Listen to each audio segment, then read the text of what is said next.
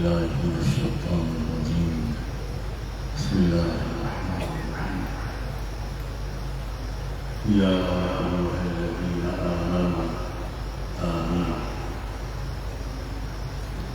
وقال تعالى يا أيها الذين آمنوا اتقوا الله حق تقاته ولا تموتن إلا وأنتم مسلمون واعتصموا بحبل الله جميعا ولا تفرقوا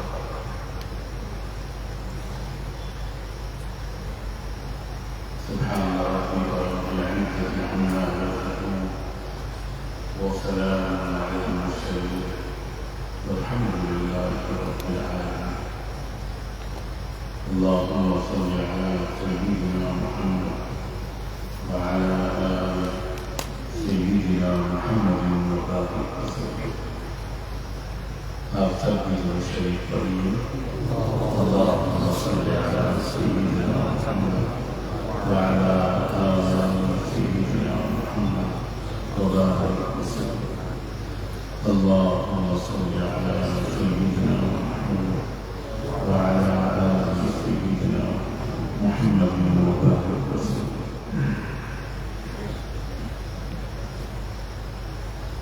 اپنی بات شروع کرنے سے پہلے میں اپنے محبوب دوست اور میرے گمان کے مطابق ولی کامل حضرت مولانا فیض الرحیم کی روح کو سلام پیش کرتا ہوں۔ اللہ ان کے درجے بلند فرمائے، اللہ ہماری ان کی ملاقات اعلیٰ علیین میں کرو، جنت الفردوس میں کرو۔ کبھی انہوں نے ہمیں محبت سے سلام کیا ہو، کبھی انہوں نے ہمارے لیے دعا کی ہو، کبھی انہوں نے ہم میں سے کسی کو محبت کی نظر سے دیکھ لیا ہو، اللہ اسی دعا کو، اسی سلام کو اور اسی نگاہ پاک کو قبول کر کے ہمیں بھی معاف کر کے جنت میں جگہ عطا فرمائے۔ جموں شہر خوش نصیب ہیں، آپ میں سے لوگ جنہوں نے ان کو دیکھا وہ بہت زیادہ خوش نصیب ہیں۔ بہت سے لوگوں کو دنیا ان کی زندگی میں زیادہ نہیں پہچان پاتی۔ مجھے بہت پہلے سے اندازہ تھا، ڈر تھا ان کی تیز رفتاری سے کہ وہ جس تیز رفتار سے اللہ کے قریب ہو رہے تھے مجھے ڈر لگتا تھا اللہ جلدی ان کو اپنے پاس بلا لے، اور ڈر میرا پورا ہوا تو ہمارے درمیان سے چلے گئے، مگر لاکھوں صدقہ جاریہ کا سامان چھوڑ کے گئے۔ کتنے چاہنے والے، کتنی چاہنے والیاں، کتنی دعائیں کرنے والے چھوڑ کر گئے۔ ان کی محنتیں اور محبتیں رائے گاہ نہیں جائیں گی۔ اللہ ہمیں بھی نیک بندوں کے نقش قدم پر چلنے کی توفیق عطا فرمائے۔ میری بہت ہی محبتوں کے لائق میرے بھائیوں، بزرگوں، نوجوانوں، ایک آیت 3 لفظوں والی آیت میں نے پڑھی، یا ایھا الذین آمنوا آمین۔ اے مسلمانوں مسلمان بن جاؤ۔ اللہ ایک طرف تو اللہ مان رہا ہے کہ تم مسلمان ہو گئے، اور ایک طرف اللہ یہ بھی اشارہ فرما رہے ہیں کہ ابھی پوری طرح مسلمان نہیں ہو، ابھی کمی ہے، ابھی کوتاہی ہے۔ اب سوچو یہ اس زمانے کے مسلمانوں سے کہا گیا، کچھ مسلمانوں سے جن سے اچھے مسلمان آسمان کی نگاہوں نے کبھی دیکھے نہیں۔ اب بتاؤ ہم اور آپ کیا اس آیت کو دل کے کانوں سے نہ سنیں؟ کیا اس آیت کو سن کر لبیک نہ کہیں؟ یہ اللہ ہمیں ایک طرف تو کہہ رہا ہے کہ ہاں مسلمان تو ہو گئے تم، کلمہ تو تم نے پڑھ لیا، مگر ابھی کسر بہت ہے۔ ابھی تمہارے اخلاق میں کیسا ہے، ابھی تمہارے معاملات میں کیسا ہے، ابھی تمہاری نمازوں اور عبادتوں میں کیسا ہے، ابھی تمہارے قرآن کی تلاوت میں کیسا ہے، ابھی قرآن سے تعلق اور اس کو سمجھنے کی کوشش میں کیسا ہے، ابھی آپسی بھائی چارے میں کیسا ہے، ابھی غلطیوں کو معاف کرنے میں کیسا ہے، ابھی وعدے کو پورا کرنے میں کیسا ہے، ابھی احتیاط کے ساتھ کمانے میں کیسا ہے۔ تم حرام ذریعے سے بھی کماتے ہو، اس کو بھی چھوڑ دو۔ ابھی فضول خرچیوں کی عادت بھی تمہاری پڑی ہوئی ہے، اس کو بھی چھوڑ دو۔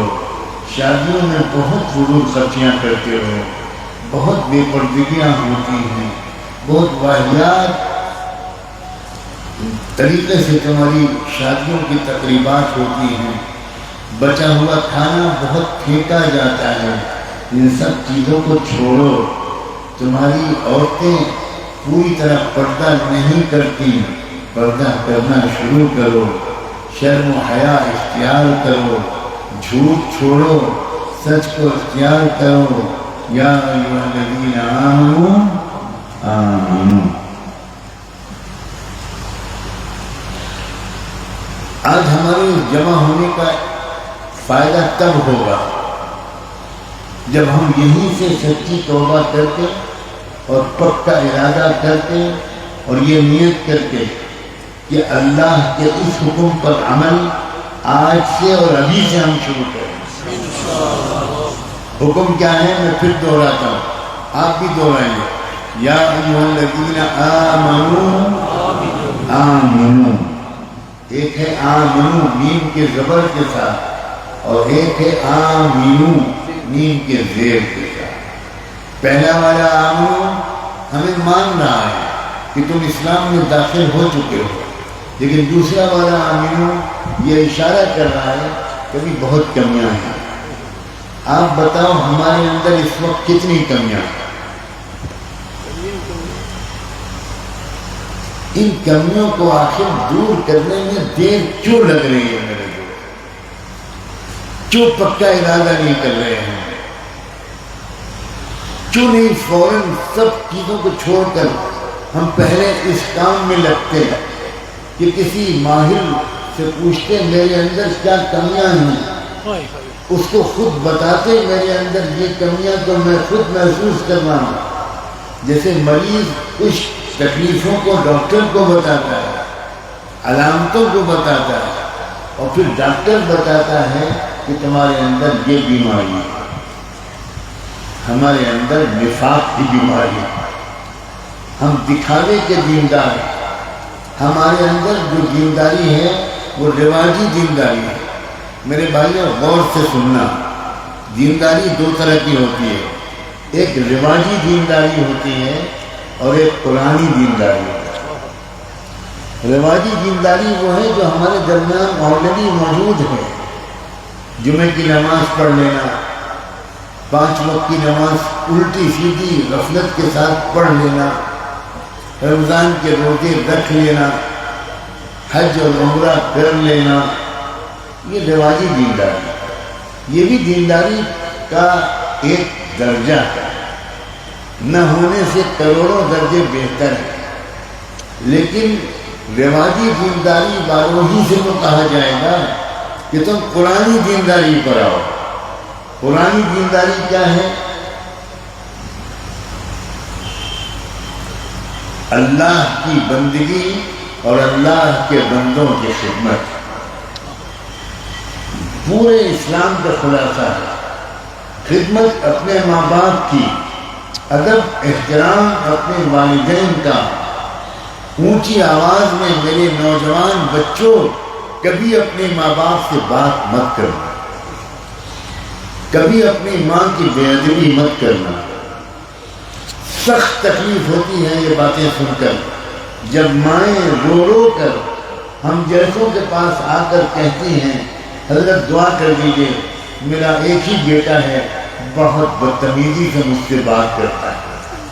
دل دکھتا ہے، اے نوجوان بیٹے تم بھول گئے کس تکلیف کے ساتھ تمہاری ماں نے تم کو اپنے پیٹ میں رکھا تھا، کس تکلیف کے ساتھ تمہاری ماں نے تم کو جنم دیا تھا، کس تکلیف کے ساتھ تمہاری ماں نے تم کو دودھ پلایا تھا۔ تم جب سوتے تھے تبھی وہ سوتی تھی، جب تک تم کھا پی نہیں لیتے تھے وہ ایک لقمہ نہیں کھاتی تھی۔ آج اس ماں کا دل دکھا رہا ہے۔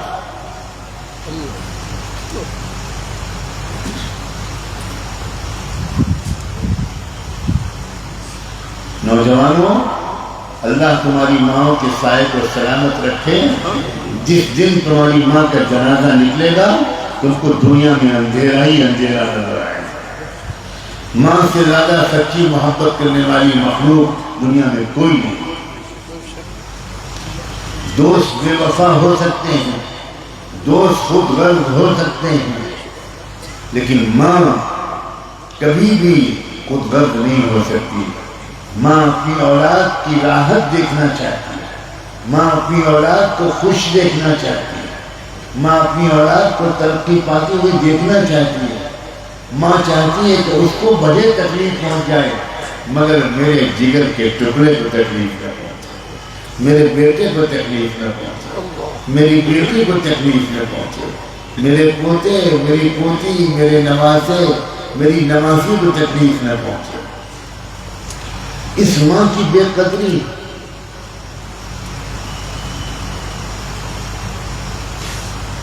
کیا آج میں اپنے نوجوان بچوں سے کہوں، نوجوانوں، کہ تم آج ہی اپنی ماں سے معافی مانگو؟ کوئی جواب نہیں دے رہے ہیں۔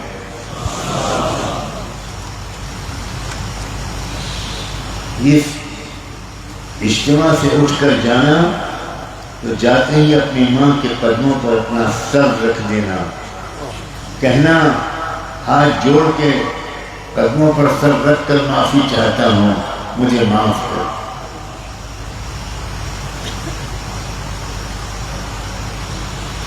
قرآنی دینداری کیا کہتی ہے؟ قرآنی دینداری کہتی ہے کبھی جھوٹ نہ بولنا، مشکل سے مشکل وقت ہو سچ پر جمے رہنا، اور پھر تماشا دیکھنا کہ سچ نجات دلاتا ہے، سچ کامیاب کرتا ہے اور جھوٹ ہلاک کرتا ہے۔ یہ قرآنی دینداری ہے۔ رواجی دینداری یہ ہے کہ ذرا سے ڈر سے یا ذرا سی لالچ سے ہم جھوٹ بول دیں، یہ رواجی دینداری ہے۔ رواجی دینداری پر اللہ کی طرف سے دنیا میں عزتوں اور محبتوں کا اور آخرت میں جنتوں کا وعدہ نہیں ہے۔ قرآنی دینداری پر وعدہ۔ تم نے اپنے حساب سے اپنے کو دیندار سمجھ لیا۔ قرآن کہتا ہے کہ یہ مجھے منظور نہیں ہے۔ اتقوا اللہ حق تقاته، میں نے آیت پڑھی تھی۔ وہ دینداری اختیار کرو جس کو میں تسلیم کر لوں کہ تم دیندار ہو، یعنی اللہ تسلیم کر لو۔ وہ تقوی اختیار کرو۔ تقوی نیکیاں کرنے کو کم اور گناہوں سے بچنے کو زیادہ کہتا ہے۔ تقوی گناہوں سے بچو، زبان کی تیزی، اخلاق کی خرابی، آنکھوں کی گندگی، بد نظری، ننگا پن، بے شرمی، بے حیائی، غریبوں پر کی زیادتی، کمزوروں کو حقیر سمجھنا، امیروں کی خوشامد، فضول خرچیاں، وقت کا ضائع کرنا، جوانیوں کو ضائع کرنا، جوانی کی طاقت کو ضائع کرنا، ٹائم کو برباد کرنا، موبائل پر گھنٹوں لگانا، یہ سب بدترین درجے کے گناہ ہیں۔ دنیا بھی برباد ہوتی ہے، وقت بھی برباد ہوتا ہے، پیسہ بھی برباد ہوتا ہے اور آخرت بھی برباد۔ خسر الدنیا والآخرہ۔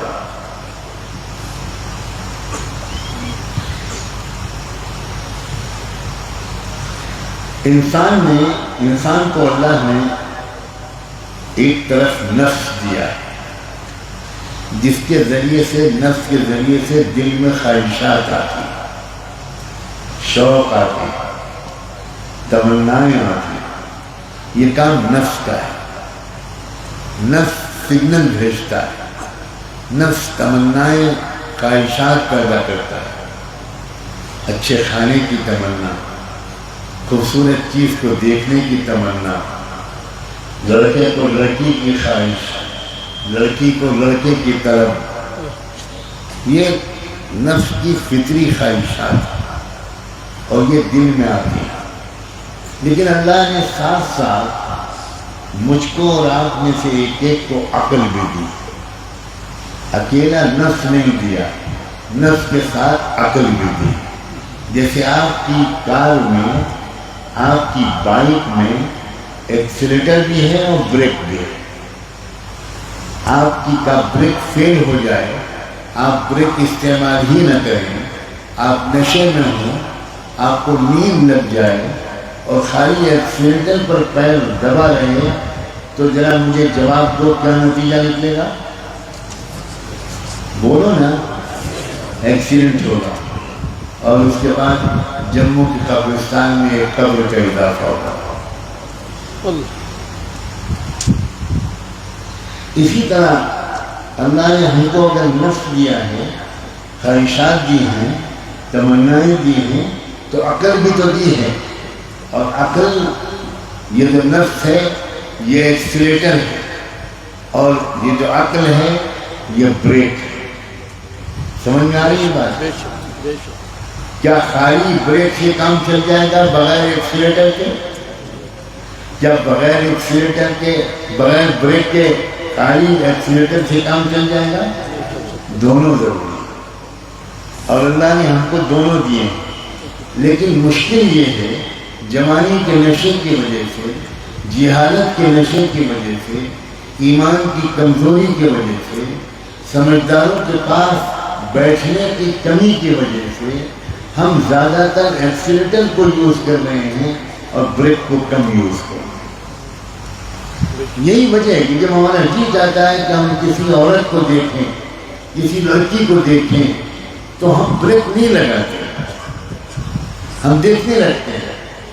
جب ہمارا جی چاہتا ہے کہ ہم موبائل پر گھنٹوں وقت برباد کریں، تو عقل میسج بھیج رہی ہوتی ہے، عقل کہہ رہی ہوتی ہے کہ چھوڑو اس کو، ٹائم برباد مت کرو، سو جاؤ، اسٹڈیز میں لگو، پڑھائی پہ محنت کرو، تم کو زیادہ 90+ مارکس لانے ہیں، یہ کیا کر رہے ہو تم رات میں 12 بجے موبائل میں لگے ہوئے؟ عقل میسج بھیجتی ہے، نفس اس میسج کو ڈیلیٹ کر دیتا ہے، ریسیو ہی نہیں کرتا، نتیجتاً جوانی برباد، وقت برباد، رزلٹ خراب، جاب نہیں ملتا، امپلائمنٹ نہیں ملتا، نوکری نہیں ملتی، سماج میں عزت نہیں ملتی، اور جب یہ سب فرسٹریشن ہوتا ہے تو ہمارے نوجوان بچے ڈرگس لینا شروع کرتے ہیں، نشے کے عادی ہوتے ہیں، دوائیں لیتے ہیں، انجیکشن لگاتے ہیں، صرف اس لیے کہ انہوں نے عقل کا استعمال نہیں کیا، صرف نفس کے غلام بن گئے۔ شریعت کیا چیز ہے؟ شریعت ایک انتہائی محبت بڑا نسخہ ہے کامیابی کا۔ شریعت بوجھ نہیں ہے، شریعت ہمارے پیروں میں زنجیریں نہیں باندھتی، شریعت ڈوز اینڈ ڈونٹس کی فہرست نہیں ہے، شریعت تو ایک کامیاب زندگی گزارنے کا محبت بھرا ہدایت نامہ ہے۔ شریعت پر چل کر ہمارا ہی فائدہ ہوگا، شریعت پر نہ چل کر ہمارا ہی نقصان ہوگا۔ چلیں گے تو اللہ کا کوئی فائدہ نہیں چلیں گے تو اللہ رسول کا کوئی نقصان نہیں۔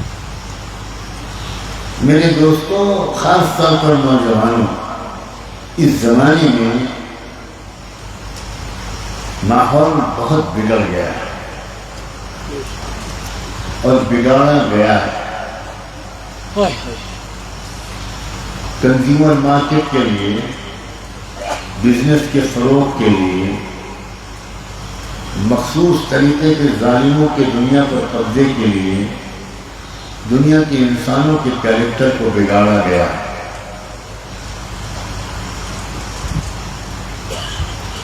تاکہ لوگ موج مستی میں لگے رہیں، سیریس مسائل پر کوئی غور ہی نہ کرے۔ یہ سازش کے تحت ہوا، فلمیں بنائی گئیں، ناول لکھی گئی، پورنوگرافی کو عام کیا گیا، ننگی فلموں کو عام کیا گیا، موبائل پر اپلوڈ کر دیا گیا، گوگل پر خزانہ بھر دیا گیا ساری دنیا کی گندگیوں کا۔ کیوں؟ اس لیے کہ آپ نوجوان بگڑ جائیں اور ظلم کے خلاف آواز نہ اٹھا سکیں، سماج کی خدمت کے لیے کوئی سنجیدہ کام نہ کر سکیں، غریبوں کی نہ سوچ سکیں، اپنے ملک کی ترقی، اپنے وطن کی ترقی کے لیے کچھ نہ سوچ سکیں، اپنے شہر، اپنی ریاست کی ترقی کے لیے نہ سوچ سکیں، سوسائٹی کی غربت اور جہالت کو دور کرنے کے لیے کچھ نہ سوچ سکیں، آپ بہت ہی چھوٹی چھوٹی فکروں میں، غموں میں لگے رہیں، آپ کے بلند مقاصد نہ رہیں، تاکہ دنیا کی جو ظالم طاقتیں ہیں وہ آپ پر قبضہ کر لیں، آپ کے ریسورسز پر، آپ کی سوچ پر، آپ کے کیریکٹر پر، آپ کو آپ کی تہذیب سے ہٹا دیں، آپ کو آپ کی پاکیزہ تہذیب سے دور کر دیں، اور آپ کو ایسا بنا دیں کہ 4 نیکیاں بھی آپ کے پاس ہوں اور 50 گندگیاں بھی آپ کے اندر۔ اللہ، اس لیے اس وقت میرے عزیزوں بہت ہی بیدار ہو کر زندگی گزارنے کی ضرورت ہے، بہت ہوشیار ہو کر، بہت چوکنا ہو کر زندگی گزارنے کی ضرورت ہے۔ سمجھداروں کے پاس بہت زیادہ بیٹھنے کی ضرورت ہے۔ میں سمجھدار کہہ رہا ہوں، جان بوجھ کر یہ لفظ بول رہا ہوں۔ اگر میں آپ سے کہوں کہ بزرگوں کے پاس بیٹھنے کی ضرورت بہت ہے، تو میری بات تو بالکل صحیح ہوگی، مگر آپ کی سمجھ میں نہیں آئے گا، کیونکہ آپ کے درمیان اور پچھلی جنریشن کے درمیان، آپ کے درمیان اور بزرگوں کے درمیان، آپ کے درمیان اور علماء کے درمیان ایک گیپ آ گیا ہے۔ میں پوچھنا چاہتا ہوں گیپ آیا ہے کہ نہیں آیا؟ آپ اپنے گھر میں جب ہوتے ہیں تو کیا آپ خوشی شوق کے ساتھ اپنے ابو اور اپنے دادا، اپنے نانا، اپنے چچا، اپنے ماموں کے پاس بہت دیر بیٹھنا پسند کرتے ہیں؟ نہیں نوجوان، یہ عجیب منحوس رواج ہے۔ جس قوم کے چھوٹے اپنے بڑوں کے پاس بیٹھنا پسند کرتے ہیں وہ قوم بڑی مہذب بن جاتی ہے۔ دوستوں، نوجوانوں میں انرجی زیادہ ہوتی ہے اور بڑوں کے پاس تجربات زیادہ۔ زندگی کے تجربوں سے انہوں نے بہت کچھ سیکھا ہوتا ہے۔ کچھ دن پہلے تک رواج یہ تھا کہ روزانہ گھر کے بچے اپنے بڑوں کے پاس بیٹھتے تھے، بچیاں اپنی ماں کے پاس بیٹھتی تھی، اپنی دادی نانی کے پاس بیٹھتی تھی، لڑکے نوجوان اپنے باپ دادا نانا کے پاس بیٹھتے تھے، ننیحال جاتے تھے، اپنے ماموں کے پاس بیٹھتے تھے، دریال جاتے تھے، اپنے چچا کے پاس بیٹھتے تھے، اور ان سے کہتے تھے، کچھ باتیں سنتے تھے، وہ لوگ کچھ قصے کہانی سناتے تھے، کچھ نصیحتیں، کچھ تجربوں کی باتیں۔ تو پچھلی نسل کا جو علم تھا، پچھلی نسل کی جو سمجھداری تھی، وہ پچھلی نسل کے جو تجربے تھے وہ نئی نسل کو ٹرانسفر ہوتے، منتقل ہوتے تھے۔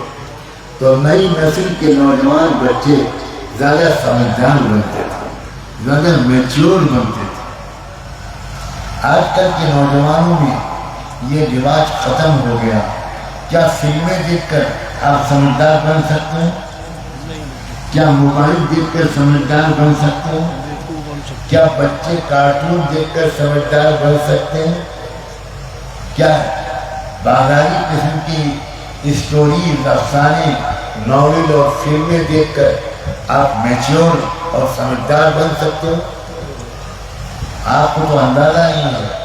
جتنا آپ موبائل دیکھتے ہیں اتنا آپ کا برین کمزور ہوتا ہے، اتنا آپ کا دماغ کمزور ہوتا ہے، اتنا آپ کی میموری کمزور ہوتی ہے، اتنی آپ کی یادداشت کمزور ہوتی ہے، اتنا آپ کے دماغ کے وہ سیل، دماغ کا وہ حصہ جو شرافت سکھاتا ہے، شرافت کے سگنل بھیجتا ہے، بزرگوں کے ادب و احترام کا سگنل بھیجتا ہے، یہ دماغ عجیب و غریب مخلوق ہے، اللہ عجیب شاہکار ہے۔ دماغ کے اندر millions and billions of cell ہے، ہر سیل کا الگ کام ہے۔ دماغ کا کوئی سیل آپ کو میسج بھیجتا ہے بڑوں کو سلام کرو، دماغ کا دوسرا سیل یا آپ کو میسج بھیجتا ہے کہ بڑوں کو گالی دو۔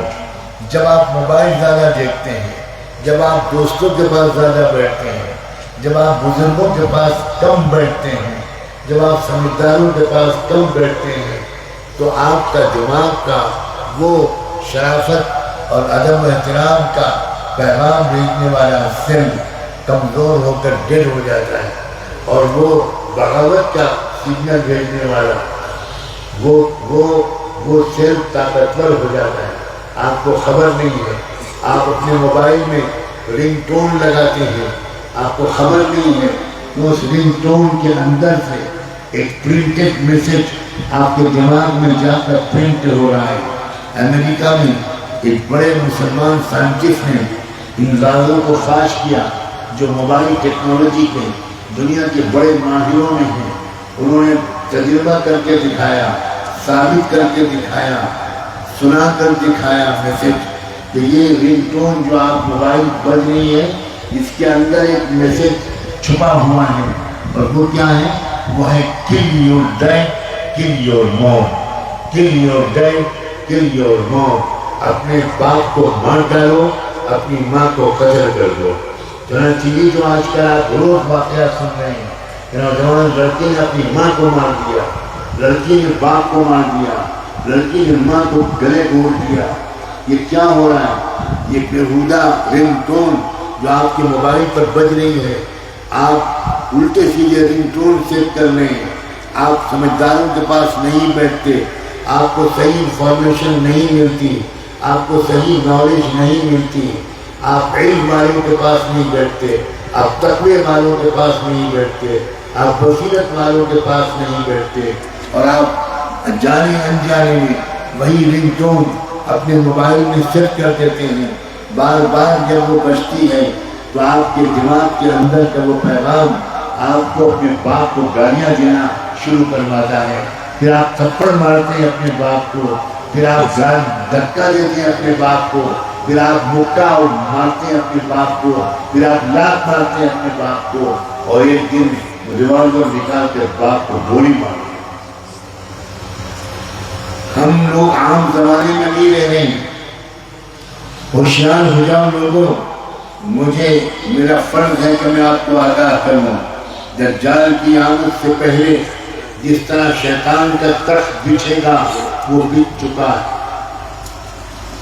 اب اس وقت بدترین دور مستقبل قریب میں آئے گا، لیکن ایک خوشخبری سناتا ہوں، اگر اس دور میں جو لوگ پاک دامن رہیں گے، جو لوگ بالکل بد نظری سے بچیں گے، جو لڑکیاں بے حیائی نہیں کریں گی، جو لڑکے بے شرمی کے کام نہیں کریں گے، جو بچے اپنے ماں باپ کی دعائیں لیں گے، جو بچے اپنے ماں باپ کی خدمت کریں گے، جو بچے اپنے ملک اور وطن کا نام روشن کرنے کی کوشش کریں گے، کسی پر جھوٹا الزام نہیں لگائیں گے، کسی کے خلاف جھوٹا FIR نہیں لکھوائیں گے، کسی کے خلاف جھوٹا مقدمہ نہیں چلائیں گے، کسی کی زمین نہیں دبائیں گے، سودی لون پر کار نہیں خریدیں گے، مکان نہیں بنائیں گے، جو لوگ ان تمام برائیوں سے محفوظ رہیں گے، میں خوشخبری سناتا ہوں، ان کو اللہ تعالیٰ حضرت عیسیٰ اور حضرت امام مہدی کا ساتھ نصیب کرے،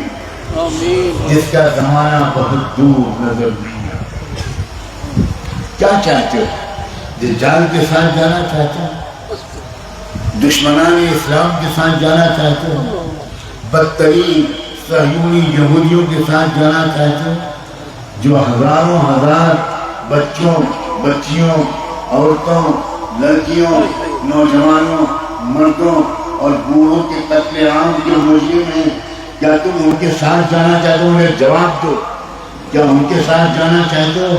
مگر ایک بات یاد رکھو، تمناؤں سے کام نہیں چلے گا، صرف امام مہدی اور حضرت عیسیٰ کے ساتھ تقوی والے رہیں، تقوی والے، کامل درجے کے تقوی والے، گناہوں سے دور رہنے والے، اور کبھی کوئی غلطی ہو جائے تو بنا تاخیر کیے رو رو کر اللہ سے معافی مانگنے والے، کفارے کے طور پر کچھ صدقہ نکال دینے والے، اسی طرح اللہ مجھ سے یہ گناہ ہو گیا مجھے معاف کر دیجئے، تقوی والے جو ہوں گے وہ دجال کے فتنے سے بچیں گے، وہ انشاءاللہ کامیابی کے راستے پر چلیں گے، سچائی کا ان کے ہاتھوں پر غلبہ ہوگا، حق کا غلبہ ہوگا، ظلم کا خاتمہ ہوگا، انصاف کا قیام ہوگا۔ کاش وادی جموں کشمیر پورے علاقے کے 100% ایمان والے حضرت عیسیٰ اور امام مہدی کے ساتھ کھڑا۔ خدا کے لیے اپنے اوپر رحم کرو، اپنے اوپر رحم کرو، نمازیں 5 وقت کی جماعت کے ساتھ پڑھو، کہو انشاءاللہ جماعت کے ساتھ پڑھو، مسجدوں کو بھر دو، آباد کر دو، قرآن کی تلاوت کرو اور قرآن سمجھ کر پڑھنے کی کوشش کرو، کسی عالم اور مسجد کے امام کی خوشامد کرو کہ حضرت 10 منٹ دے دیجئے، 2 آیتیں مجھے سمجھا دیجئے۔ لوگوں، قرآن کو نہ سمجھنا معمولی گناہ مت سمجھنا۔ یہ غلط فہمی ہے کہ آپ سب یہ کہیں ہم نماز پڑھتے ہیں، ہم حج بھی کرائے، ہم عمرہ بھی کر لیں گے، ہم یہ بھی کر لیں گے، مگر آپ اور ہم قرآن کی تلاوت بھی کرتے ہیں خاص طور پر رمضان میں، لیکن ہم قرآن کو سمجھنے کی کوئی کوشش نہیں کرتے۔ یہ غلطی مت کرنا، قرآن کو سمجھنا بھی ہر مسلمان کے ذمہ بقدر ضرورت ضروری ہے۔ سیدھا مطلب تو قرآن کا سمجھ میں آنا چاہیے، لمبی چوڑی تشریحات، اس کے علمی نقطے، اس کام کو علماء کے لیے چھوڑ دو، لیکن عام مسلمان انجینئر ہو، ڈاکٹر ہو، وکیل ہو، جج ہو، تاجر ہو، نوجوان ہو، لڑکا ہو یا لڑکی ہو، میل ہو یا فیمیل ہو، مرد ہو یا عورت ہو، مالدار ہو یا غریب ہو، اس کے ذمہ ضروری ہے کہ وہ قرآن کو تھوڑا بہت سادگی کے ساتھ سمجھنے کی روزانہ کوشش کرے۔ کیا میری بات مانو گے؟ یا خالی بیان سننا ہے؟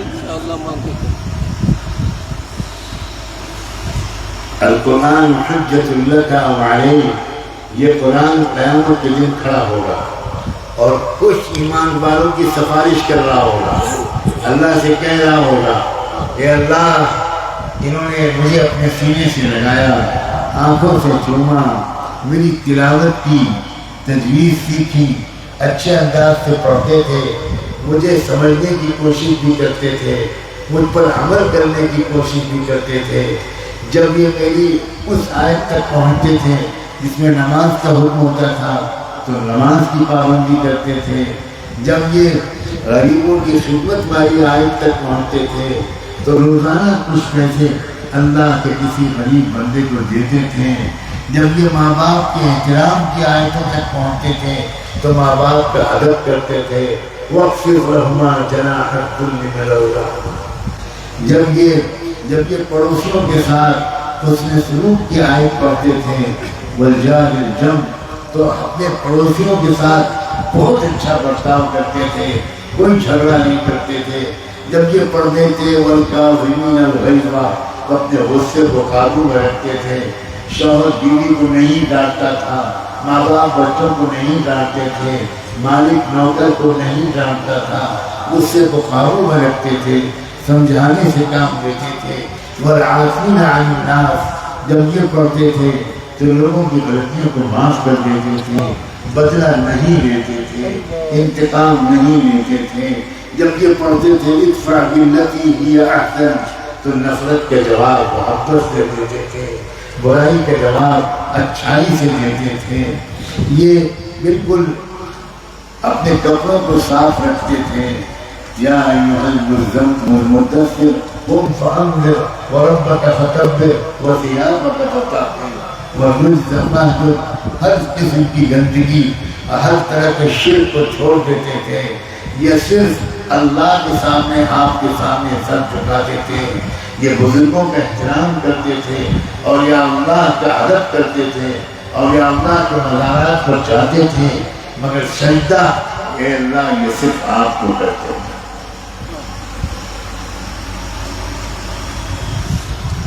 جس ملک میں رہتے تھے اس ملک کی برا نہیں چاہتے تھے، اس ملک کا بھلا چاہتے تھے۔ یہ چاہتے تھے کہ بے روزگاری ختم کرنے میں ان کا حصہ ہو، یہ چاہتے تھے مہنگائی کو کنٹرول کرنے میں ان کا حصہ ہو۔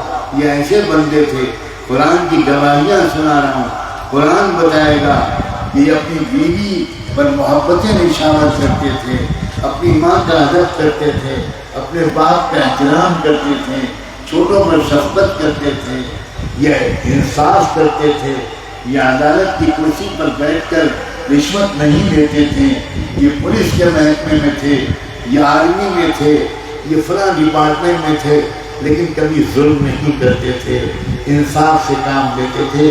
یہ قرآن کی گواہیاں ہوں گی، اور اللہ کہے گا قرآن میرے وجود کا حصہ ہے، میں اس کی گواہی کو ٹال نہیں سکتا۔ فرشتوں سے کہا جائے گا جن بندوں اور بندیوں کے بارے میں میرے کلام کی یہ سفارشیں ہیں ان کا کوئی حساب کتاب نہیں لیا جائے گا، ان سب کو جنت میں پہنچا دو۔ یہ قرآن کی سفارش کا نتیجہ ہوگا۔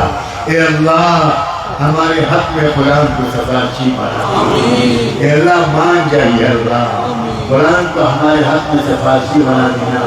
مگر حجت لک او علیک، یہ بھی کان کھول کے سن لو، یہی قرآن کھڑے ہو کر شکایت کرے گا، اللہ یہ بندہ مجھے پڑھتا تھا اور جھوٹ بولتا تھا، مجھے پڑھتا تھا اور رشوت دیتا تھا، یہ بندہ مجھے پڑھتا تھا اور عدالت میں غلط فیصلے دیتا تھا، یہ بندہ مجھے پڑھتا تھا اور مریضوں کا خون چوستا تھا، یہ بندہ مجھے پڑھتا تھا پڑوسیوں کو گالی دیتا تھا، یہ بندہ مجھے پڑھتا تھا مگر اپنے گھر کا کچرا گلی میں پھینک دے کر راستہ چلنے والوں کی تکلیف کا سبب بنتا تھا، یہ پڑھتا تھا وعباد الرحمن الذین یمشون علی الارض ہونا، لیکن اس کے باوجود یہ اکڑ کر چلتا تھا، غرور و تکبر کی چال چلتا تھا، دوسروں کو ڈراتا ہوا چلتا تھا، یہ میری بات نہیں مانتا تھا، یہ پڑھتا تھا اذا ذکر اللہ وجلت قلوبہم، جب اللہ کا ذکر ہو جائے تو دل ایمان والوں کے کانپنے لگتے ہیں، لیکن اللہ اذان کی آواز آتی تھی یہ گانے کی آواز کو تیز کر دیتا تھا، یہ ٹی وی میں مشغول رہتا تھا، نماز کے لیے نہیں اٹھتا تھا، جنازہ جا رہا ہوتا تھا اور یہ موبائل پر ون ڈے میچ کا اسکور معلوم کر رہا ہوتا تھا۔ قرآن کہے گا یہ بندہ اپنی ماں کا دل دکھاتا تھا، اپنے باپ کے ساتھ بدتمیزی کرتا تھا، ناپ تول میں کمی کرتا تھا، کاروبار میں بے ایمانی کرتا تھا، جھوٹی گواہیاں دیتا تھا، کسانوں پر ظلم کرتا تھا، نوکروں پر ظلم کرتا تھا۔ اللہ یہ گواہیاں سنے گا اور کہا گیا قرآن میرے وجود کا حصہ ہے، اس کی گواہی جھوٹی نہیں ہو سکتی۔ خذوہ فغلوہ ثم الجحیم صلوہ ثم فی سلسلۃ ذرعها 70 ذراعا فاسلکوہ، پکڑ لو اس کو اور جکڑ لو اس کو، اور ایسی زنجیروں میں جو 70 گز لمبی ہوں گھسیٹتے ہوئے لے جاؤ اور جہنم میں پھینک دو۔ یہ ہونے والا ہے، ہوشیار ہو جاؤ، یہ ہونے والا ہے۔ مجھے نہیں معلوم کہ میں فجر کی نماز پڑھ پاؤں گا یا نہیں، مجھے نہیں معلوم کہ میں عشاء کی نماز پڑھ پاؤں گا یا نہیں، ہو سکتا ہے پہلے ہی میرا دم نکل جائے اور معافی مانگنے کا موقع بھی نہ ملے۔ موت قریب ہے، آخرت قریب ہے، دنیا دور ہے، آخرت قریب ہے، زندگی دور ہے، موت قریب، بڑی غفلت کی زندگی گزار رہے ہیں۔ بڑی غفلت کی زندگی گزار رہے ہیں۔ جموں کشمیر کے میرے بھائیوں اور بہنوں، نوجوانوں، میں ایک بار یہ بات کھل کے اور کہہ دینا چاہتا ہوں، میں اپنے وطن کے چپے چپے میں جاتا ہوں، لیکن میں ایک بات بتاؤں، تمہاری خوشامد کے لیے نہیں کہتا، تمہیں جھنجھوڑنے کے لیے کہتا ہوں۔ تمہارے اندر جو صلاحیت نیک بننے کی ہے بہت کم علاقوں کے لوگ، مگر تم اس کی قدر نہیں کرتے، تم اس کی قدر نہیں کرتے۔ جو اولیاء اللہ یہاں آئے، جو بزرگان دین اور مشائخ آئے، ان کی روحانیت کے اثرات آج تک محسوس ہوتے ہیں۔ تم اپنے کو معمولی مت سمجھو، تمہارے اندر پوٹینشل ہے، لیکن تم اپنے دل کی کھیتی کو پانی نہیں دے رہے، اپنے دل کی زمین میں کھاد نہیں ڈال رہے، تمہارے اندر کی ایمانی کھیتی سوکھی جا رہی ہے۔ جب میں پچھلے سفر کے بعد اس سفر میں آیا تو میرا دل یہ دیکھ کر تھوڑا گھبرایا کہ میں یہ محسوس کرتا ہوں چند افراد کو چھوڑ کر عام طور پر، اللہ کرے میری نظر غلط ہو، تمہاری روحانیت میں گراوٹ آ گئی۔ توبہ کرو، اس صلاحیت کی قدر کرو جو اللہ نے تم کو دی۔ تمہارے کتنے ڈاکٹروں کو دیکھ کر یقین ہی نہیں آتا کہ یہ ڈاکٹر، یہ نظر آتا ہے کہ کسی مدرسے کے شیخ الحدیث ہے۔ تمہارے کتنے وکیلوں کو دیکھ کر یہ یقین ہی نہیں آتا، یا اندازہ نہیں ہوتا کہ یہ ایڈوکیٹ ہیں، لائر ہیں۔ معلوم ہوتا ہے کسی مدرسے میں قرآن پڑھاتے ہیں۔ الحمدللہ یہ دولت صرف آپ کو حاصل ہے اور جلنے والوں کی نظر آپ پر لگی ہوئی ہے۔ بہت لوگ ہیں جو جل رہے ہیں آپ سے، بہت لوگ ہیں جو حسد کر رہے ہیں آپ سے، ان کو سمجھ میں نہیں آتا کہ کیا کریں۔ کبھی قانون بدلتے ہیں، کبھی کچھ اور بدلتے ہیں۔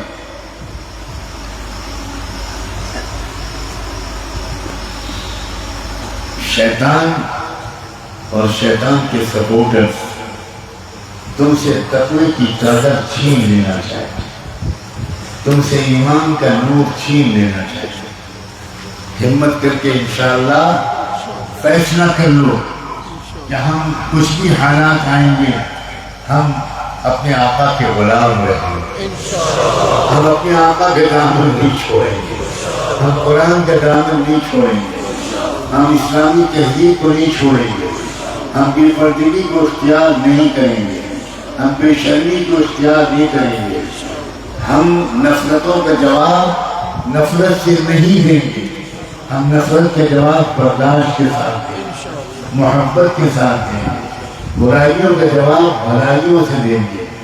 یہاں رہنے والے نان مسلم بھائیوں سے تعلقات بڑھاؤ، ان سے رابطے قائم کرو، پڑوس میں رہتے ہو ان کے گھر جاؤ، چاہے وہ سکھ بھائی ہوں، چاہے وہ ہندو ہوں، چاہے وہ برہمن ہوں، چاہے وہ بدھسٹ ہوں۔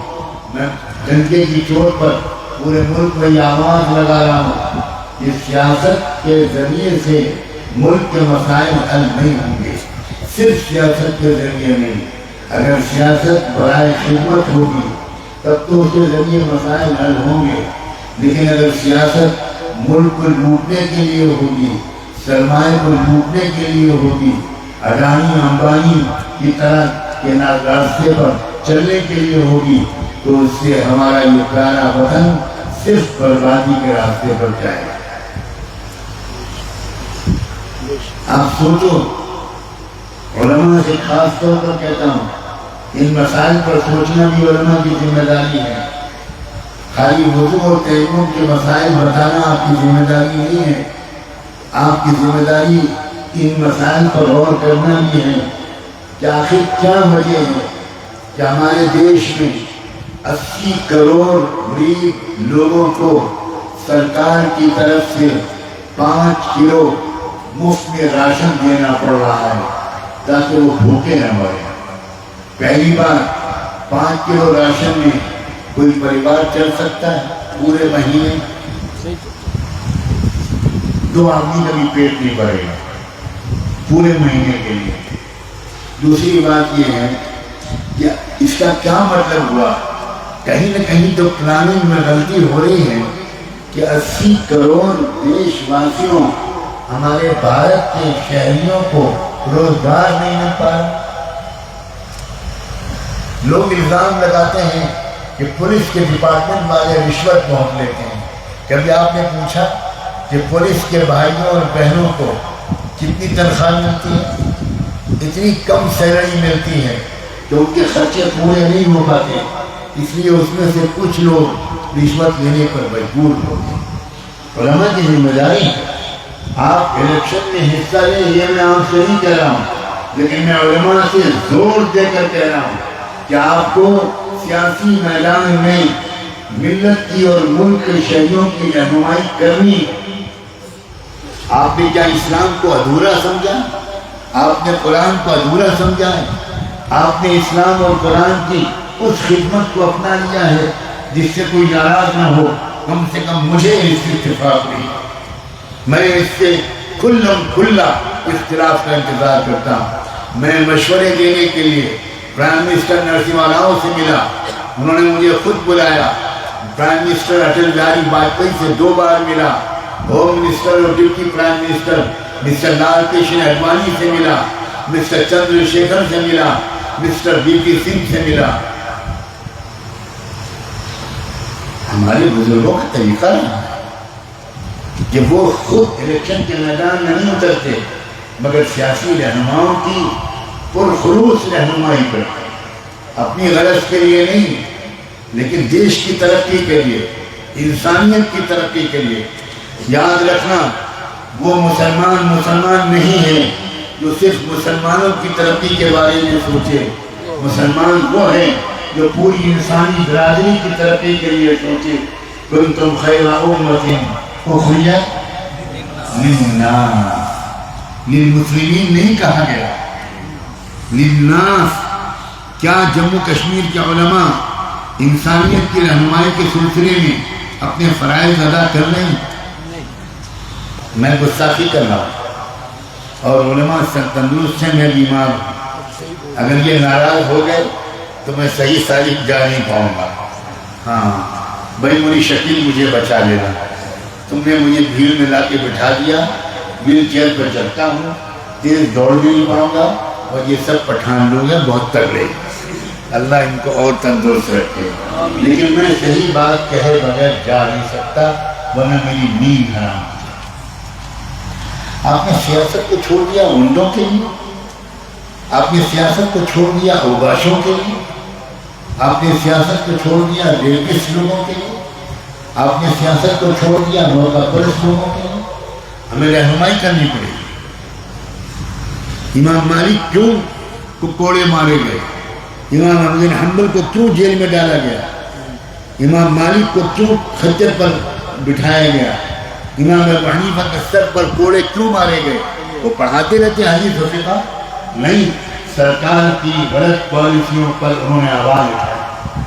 وہ تختہ پلٹ نہیں کر رہے تھے، ان کو سطح پر قبضہ نہیں کرنا تھا، لیکن من رأى منکم منکرا فلیغیرہ بید۔ اگر کوئی غلط بات دیکھ رہے ہو تو عملی کوششوں، ان کوششوں کے ذریعے جن میں حکمت بھی ہو اور ہمت بھی ہو، صورتحال کو بہتر بنانے کی کوشش کرنا یہ ہماری ذمہ داری ہے۔ میں تو یہاں تک امید کرتا ہوں اور کل پرسوں سے یہ بات کہنے کی کوشش کر رہا ہوں، میں نہیں جانتا میں اس میں کہاں تک کامیاب ہوں۔ جموں کشمیر کا ایک مزاج اگر درست ہو جائے تو بھارت کا مزاج درست ہو جائے۔ بتاؤں؟ جی مگر فیس دوں گا، میں فری نہیں بتاؤں۔ اب کوئی نہیں بول رہا کہ ہم فیس دے دیں گے، نہیں ہے؟ کیا فیس ہے میری بتاؤ؟ عمل کریں گے جو آپ فرمائیں گے۔ اتنی سی بات، یہ تو سنتے سنتے بوڑھا ہو گیا، آج تو کوئی عمل کرنے والا ملا نہیں. خود بتائے میری فیس کیا ہے؟ آپ سے پوچھ رہا ہوں. آپ کی یہ دعا کریں. واہ بھائی واہ، واہ بھائی واہ. یعنی اس کے بغیر دعا نہیں کرو گے؟ وہ بھی کاروبار ہے، وہ بھی کمرشل ایکٹیویٹی ہے. میری فیس یہ ہے کہ تم مجھ بیمار کو نہ بلاؤ، میرے پاس آؤ. اب سب خاموش ہیں.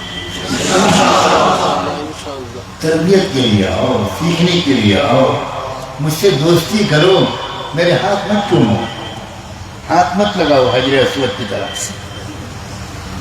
بات سمجھو میں کیا کہنا چاہ رہا ہوں. میں اپنے ہندو بھائیوں سے بھی کہتا ہوں، تم کو کچھ لوگ ہیں جو اپنے ذاتی مقاصد کے لیے مسلمانوں کی نفرت تمہارے دل میں بٹھا رہے ہیں. ان دھوکے بازوں کے چکر میں نہ پڑو. میں اپنے سکھ بھائیوں اور بہنوں سے بھی کہتا ہوں، میں مسلمانوں سے بھی کہتا ہوں، ہر ہندو کو برا مت سمجھو، ہر ہندو کو دشمن مت سمجھو، ہر سکھ کو دشمن مت سمجھو، ہر پولیس والے کو دشمن مت سمجھو. میں تو اپنے پورے ملک میں اس بات کی تحریک کرا رہا ہوں کہ ہر علاقے کے لوگ اپنے علاقے کے ڈسٹرکٹ ایڈمنسٹریشن کا اعتماد حاصل کریں، ان کا بھروسہ حاصل کریں، ان پر بھروسہ کریں. مخبری کے بارے میں نہیں کہہ رہا ہوں، خبری بننے کے بارے میں نہیں کہہ رہا ہوں، انفارمر بننے کے بارے میں نہیں کہہ رہا ہوں، لیکن تم ڈسٹرکٹ ایڈمنسٹریشن کے آفیسر سے، پولیس کے آفیسر سے جا کر ملو، اپنے علاقے کے پولیس اسٹیشن سے جا کر ملو اور ان سے کہو کہ آپ ہماری حفاظت کے لیے دن رات سخت ڈیوٹی دیتے ہیں. پتہ نہیں آپ کو وقت پر کھانا ملتا بھی ہے کہ نہیں، پتہ نہیں آپ کو وقت پر چائے ملتی بھی ہے کہ نہیں. ہم آپ کا شکریہ ادا کرنے آئے ہیں اور اپنے تعاون کا یقین دلانے آئے ہیں. تم دیکھنا کہ تم پولیس والوں کو دشمن سمجھتے تھے، ان کی آنکھوں میں آنسو آ جائیں، وہ کھڑے ہو کر تمہارا شکریہ ادا کریں گے. یہ شیطان نے بڑی دوری اور غلط فہمی پیدا کر رکھی ہے. اگر ان میں کچھ برے لوگ ہیں تو ہم میں بھی تو برے لوگ موجود ہیں. کیا یہ آپ کہہ سکتے ہو کہ صرف ان میں برے لوگ ہیں، ہمارے اندر سب فرشتے ہیں، سب امن پسند ہیں؟ نہیں، بالکل نہیں. ہمارے اندر بھی کم سمجھ لوگ موجود ہیں، ہمیں ان کو بھی سمجھانا ہے، ہمیں ان کو بھی سمجھانا ہے. اور ان کے اندر بھی برے لوگ ہیں، وہ بھی سمجھ جائیں گے، ان کو بھی سمجھانے کی ہم کو بھی کوشش کرنی ہے. اور جو ہائی کمانڈ ہے، اعلیٰ سینئر آفیسرز ہیں، وہ بھی ان کو سمجھا دیں گے. میں تو آج پھر اس سے پہلے کہ میں بھولوں جموں ڈسٹرکٹ ایڈمنسٹریشن کا شکریہ ادا کرتا ہوں، پولیس ڈپارٹمنٹ کا شکریہ ادا کرتا ہوں کہ انہوں نے شک اور نفرت کے اس ماحول میں اتنے بڑے جلسے کی پرمیشن دی، اس کی سیکیورٹی کا انتظام کیا. میرے ذمہ ہے کہ میں ان کا شکریہ ادا کروں، میرے ذمہ ہے کہ میں ان کے لیے تھینک یو بولوں. اگر آپ حفاظتی انتظام نہ کریں، اگر آپ سیکورٹی کے انتظامات نہ کریں، اگر آپ لیگل پرمیشن نہ دیں، تو ان موجودہ حالات میں اتنی بڑی تعداد میں جمع ہونا آسان کام نہیں. ہمارا ملک غلط راستے پر جا رہا ہے. اس ملک کو غلط راستے پر جانے سے بچانا ہمارا بھی فرض ہے، عوام کا بھی فرض ہے. علماء کی رہنمائی میں عوام سیاسی سوجھ بوجھ کے ساتھ اپنے ووٹ کا استعمال کریں. میں جانے سے پہلے، واپسی سے پہلے اس بات پر وارننگ دینا چاہتا ہوں کہ جموں کشمیر کی کئی پارٹیاں الگ الگ الیکشن لڑنے کا اعلان کر رہی ہیں، اور یہ سازش ہے. سازش یہ کسی قیمت پر قابل برداشت نہیں ہے. علماء کو، انٹلیکچوئلز کو، انفلوئنشل پیپل کو، جو سوشل ایکٹیوسٹ ہیں اور جو اوپینین میکرز ہیں، ان کو اجتماع بلا کر اس بات کی اپیل کرنی چاہیے کہ ساری اپوزیشن پارٹیاں اکٹھا ہو کر وہ الیکشن لڑیں تاکہ ہمارا ملک نفرت کے راستے پر آگے بڑھنے سے بچ جائے. یہ کرنا پڑے گا آپ کو. اور اگر علماء اوائڈ کریں گے تو آپ مجرم ہوں گے. میں ڈنڈے کی چوٹ پر یہ کہنے کی جسارت کرتا ہوں، گستاخی کرتا ہوں؟ کب تک آپ بھاگتے رہیں گے؟ آپ نے عوام کو اور معاشرے کو چھوڑ دیا ہے بالکل۔ کس بات کا ڈر ہے؟ جیل میں ڈال دیے جائیں گے نا، تو کیا آپ یوسف علیہ السلام سے افضل ہیں؟ آپ امام حنیفہ سے افضل ہیں؟ آپ امام احمد سے افضل ہیں؟ آپ امام شافعی سے افضل ہیں، جن کو پیروں میں زنجیریں ڈال کر، بیڑیاں ڈال کر، ہاتھوں میں ہتھکڑیاں ڈال کر یمن سے بغداد لایا گیا تھا سزائے موت کے لیے؟ علماء نے کلمہ حق کہنا چھوڑ دیا۔ یہ بہت بڑی بدقسمتی ہے۔ پولیٹیکل پارٹیز کے لیڈروں سے مل کر زور دیجیے، اور ضرورت پڑے تو ان سے کہیے کہ ہم ٹوٹل بائیکاٹ کریں گے۔ ہم عوام سے کہیں گے کہ نہ آپ کو ووٹ دو، نہ آپ کو ووٹ دو، نہ آپ کو ووٹ دو۔ جب سیدھے سیدھے فلاں پارٹی کو ہی آنا ہے تو ہم اپنے ووٹ کو ضائع نہیں کریں گے، آنے دیجیے اس کو۔ ہم آپ تینوں میں سے کسی کو ووٹ نہیں دیں گے۔ آپ اکٹھا کیوں نہیں ہوتے؟ آپ الائنس کو نہیں بناتے؟ یہ ذمہ داری ہے علماء کی، یہ ذمہ داری ہے باشعور لوگوں کی، بالکل فرض ہے آپ کا۔ اور یہ وطن کی خیر خواہی ہے، یہ جموں کشمیر کی خیر خواہی ہے۔ تباہ ہو جائے گا جموں کشمیر اگر اسی طرح نفرت کے راستے پر آگے بڑھا۔ یہ سب قرآن کی ہدایات ہیں۔ قرآن نے کہا وَاعْتَصِمُوا بِحَبْلِ اللَّهِ جَمِيعًا وَلَا تَفَرَّقُوا، آپس میں ایک ہو جاؤ، اللہ کی رسی کو مضبوطی سے پکڑ لو، الگ الگ فرقوں میں، مسلکوں میں، جماعتوں میں مت بٹو۔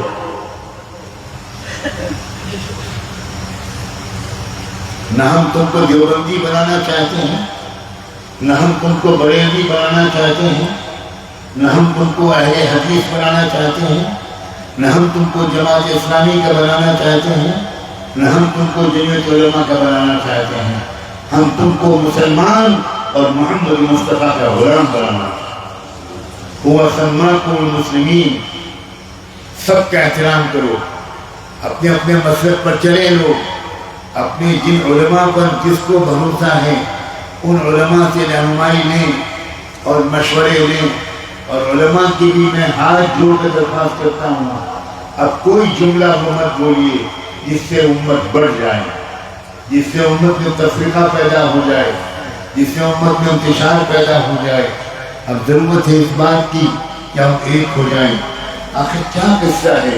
ہمارا رب بھی ایک ہے، ہمارے رسول بھی ایک ہے، ہماری کتاب بھی ایک ہے، ہمارا قبلہ بھی ایک ہے، ہمارا دین بھی ایک ہے، اور اس کے باوجود ہم ایک ہونے کو تیار نہیں۔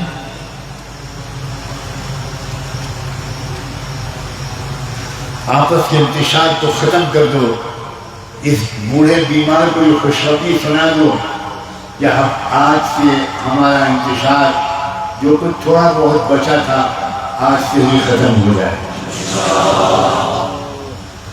ایک دوسرے کے گھر جاؤ، ایک مسلک کے ماننے والے دوسرے مسلک کے والوں کے ملنے جائیں، ملاقات کریں۔ کلمے کی بنیاد پر ہم آپ کے پاس آئے ہیں، اگر وہ چائے پلائیں تو شوق سے چائے پیو، اور آپ کے یہاں کی تو چائے نون بہت مشہور ہے۔ پتہ نہیں جموں میں بھی ہے کہ نہیں، یا خالی وادی میں؟ جموں میں بھی ہے۔ مجھے تو پلائے بھی، مجھے تو شکر بھی بغیر چائے پلائی دم پیتی، نمک تو کیا ڈالتے ہیں، شکر بھی۔